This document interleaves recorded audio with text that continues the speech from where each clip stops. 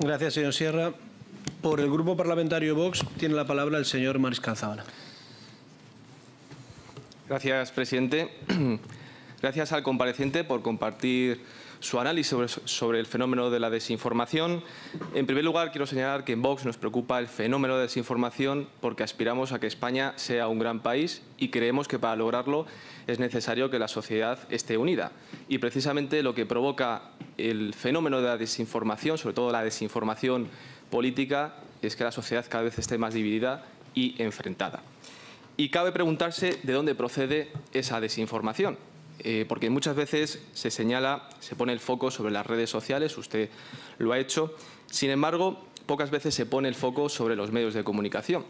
Y lo que hemos visto en los últimos años es cómo el origen de esa desinformación muchas veces procede del poder político y luego los medios de comunicación, algunos de ellos, difunden esa desinformación que ha sido originada por el poder político. Lo hemos visto en España, hay varios casos, por ejemplo, en Cataluña, durante muchos años, la élite separatista difundió la propaganda de que España robaba a los catalanes. Y esa élite política contaba con medios de comunicación para difundir esa desinformación. Entre otros medios, la TV3, que además da la casualidad que es un medio público financiado por los mismos españoles que después decían los catalanes, los separatistas catalanes, que les robaban.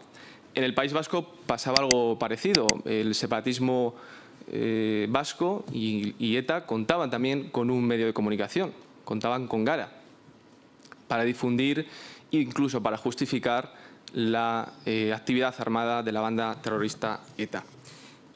Salvando las distancias y de una manera más reciente, hemos visto cómo durante la pandemia muchos medios de comunicación difundían o hablaban de las informaciones que lanzaba el Gobierno sobre la pandemia, sobre las consecuencias que podría tener la pandemia para nuestro país. Vimos cómo desde los medios de comunicación primero se decía que no había que preocuparse por la pandemia, como decía el Gobierno y como se decía desde el Ministerio de Sanidad.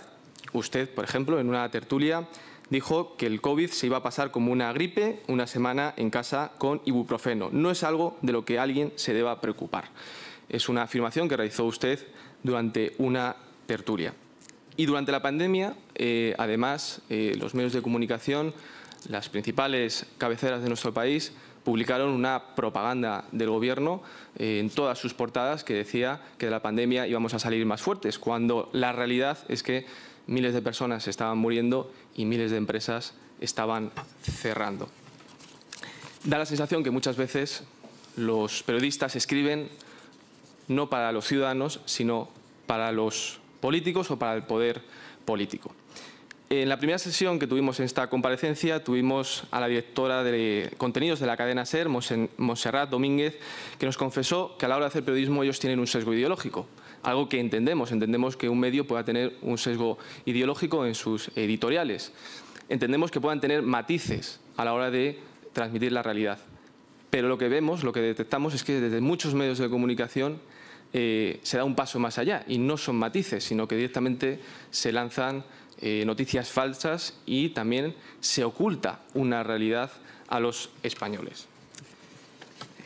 Yo tengo aquí una fotografía, no sé si usted conoce a este señor, se llama David, tenía 38 años y hace unos días defendió a su mujer y a una niña de 14 años de las agresiones verbales y del acoso de 3 magrebíes. David, este fin de semana, estaba en su trabajo y recibió la visita de esos 3 magrebíes. Le asesinaron con bates de béisbol, le pegaron una paliza. Dejó a su mujer y a su hijo sin marido y sin padre. Ustedes, en su medio de comunicación, este es el diario, la portada de hoy, no aparece su rostro, ayer tampoco. Nos metemos en la edición de la Comunidad Valenciana y tampoco, no aparece su rostro. Da la sensación de que en estos momentos los medios de comunicación están ocultando una parte de la realidad que están sufriendo los españoles. De siempre el poder político ha cometido abusos y los medios de comunicación se encargaban de defender a los ciudadanos de esos abusos y de esas mentiras del poder político. Se decía que los medios de comunicación eran el cuarto poder. Pues en estos momentos los españoles están sufriendo un abuso que son las leyes que provocan el efecto llamada, que provocan la entrada de miles de personas sin ningún control, y eso está provocando que los españoles estén viendo cómo se les reduce su derecho a la vida, su derecho a la propiedad, su derecho a la tranquilidad, su derecho a la seguridad. Y se ve como en algunos medios de comunicación no están defendiendo a los ciudadanos de ese abuso político que se está cometiendo contra ellos. Este es un caso, es un ejemplo que hemos visto recientemente, pero vemos cómo desde su medio de comunicación hay víctimas de primera y hay víctimas de segunda.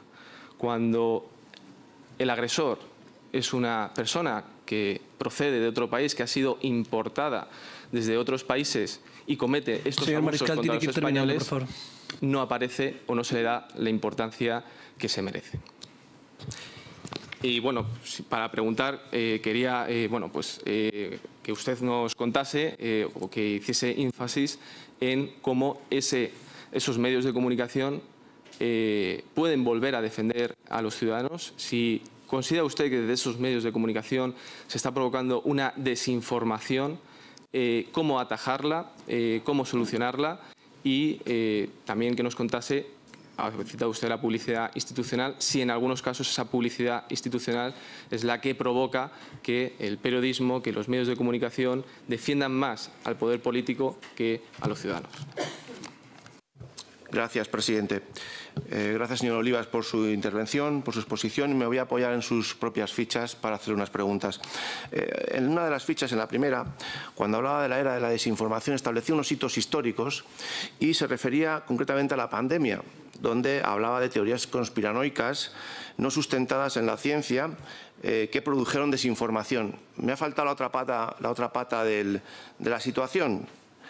La información falsa de un gobierno sobre contagios es desinformación, porque esta es la otra pata y es lo que hemos vivido aquí en España en aquella época. También se refería usted a que la desinformación va buscando unir al grupo para ir en contra del otro. Yo mi pregunta que quería hacerle es la siguiente.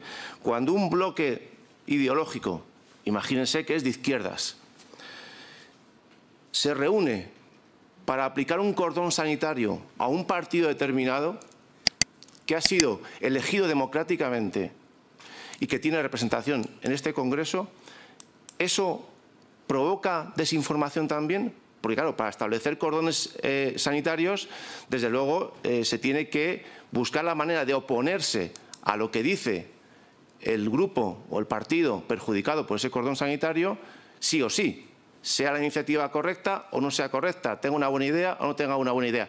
¿Es eso desinformación? ¿Eso provoca desinformación?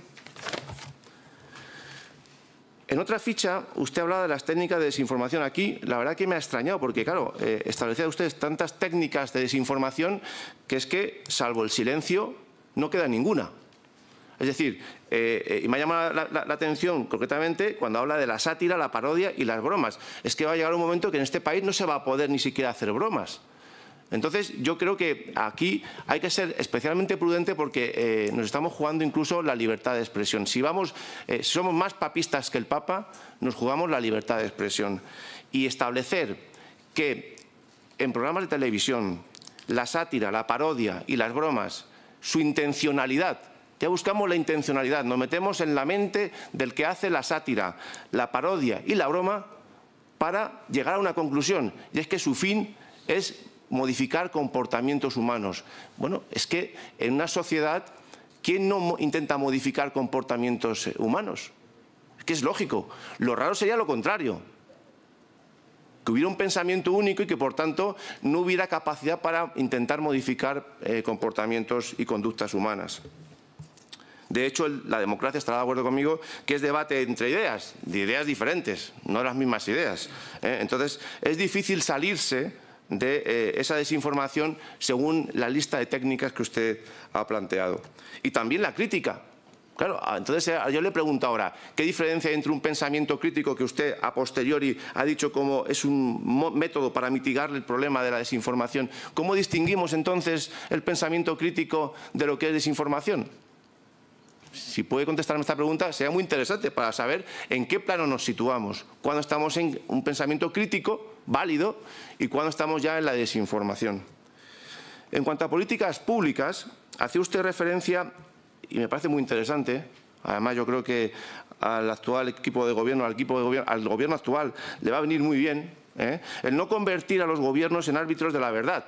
Y es que en muchas ocasiones nos hemos encontrado efectivamente con un gobierno, el que tenemos aquí en España, que se ha convertido en árbitro de la verdad. Decide lo que es verdad y lo que es mentira. Es más, si no se opina como opina el gobierno, estamos ya en la desinformación, en la falsedad, en la mentira. Me parece muy interesante de cara a lo que es la coalición de gobierno que hay actualmente en este país. También otro elemento importantísimo, la prensa ha dejado de cumplir parte de su papel. Aquí yo le quería preguntar, ¿cómo se puede intentar recuperar ese papel que tiene que tener la prensa como contrapeso? Yo voy a contar una anécdota muy rápida. Hace unos días pude comer con dos periodistas muy conocidos, había más personas en la mesa, tengo testigos, y entonces los dos me reconocieron, y eran de medios totalmente distintos, me reconocieron que es que las lealtades políticas de esos medios dependían de la publicidad institucional. A mí me parece que esto es un ataque completo a la calidad democrática de un país. Bueno, pues, ¿qué idea tiene usted al respecto de que se pueda recuperar ese papel de la prensa como contrapeso? Y como estoy ya fuera de tiempo, solamente indicarle a su señoría de Sumar que no es cierto lo que ha comentado sobre que hay un código de conducta europeo de que no se designe o identifique la nacionalidad de los agresores. Eso no es cierto. Hay medios en Francia y en Alemania que designan a los agresores por su nacionalidad y no pasa nada. Solamente pasa aquí en España. Gracias. Gracias, señor Fernández.